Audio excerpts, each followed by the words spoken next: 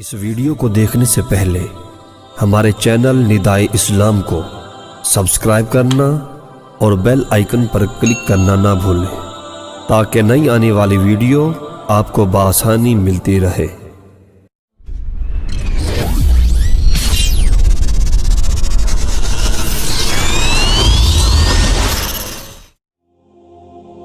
مدرسے کی زینت۔ ایک روز سلطان محمود غزنوی رحمۃ اللہ تعالی علیہ کا گزر مدرسے کے پاس سے ہوا تو وہ اس عظیم درسگاہ میں تشریف لائے۔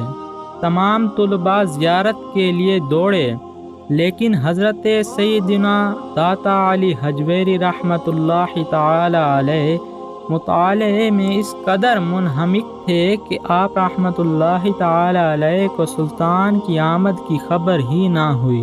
استاد صاحب نے پکارا، دیکھو علی کون آیا ہے۔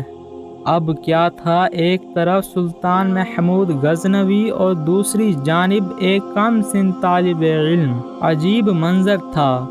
سلطان محمود غزنوی نے اس نوعمر طالب علم پر ایک نظر ڈالی، لیکن تجلیات کی تاب نہ لاتے ہوئے فوراً نظریں جھکا دیں اور مدرس سے کہا، اللہ عز و جل کی قسم، یہ بچہ خدا کی طرف راغب ہے۔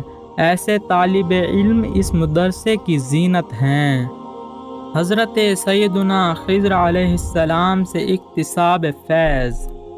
حضرت سیدنا علی خواص رحمۃ اللہ تعالی علیہ فرماتے ہیں، حضرت سیدنا خضر علی نبینا علیہ الصلاۃ والسلام سے ملاقات کی 3 شرطیں ہیں۔ جس میں یہ 3 شرائط نہ ہوں وہ آپ اعلیٰ نبینا علیہ الصلاۃ والسلام سے ملاقات نہیں کر سکتا، اگرچہ جن و انس سے زیادہ عبادت گزار ہو۔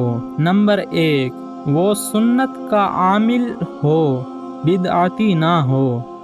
نمبر 2، دنیا پر حریص نہ ہو، اگر وہ ایک روٹی بھی دوسرے دن کے لیے بچا کر رکھے تب بھی حضرت سیدنا خضر علی نبینا علیہ الصلاۃ والسلام سے ملاقات نہیں کر سکے گا۔ نمبر 3، مسلمانوں کے لیے اس کا سینہ بالکل صاف ہو، نہ تو اس کے دل میں کینہ ہو، نہ ہی حسد، اور نہ ہی وہ کسی پر تکبر کرتا ہو۔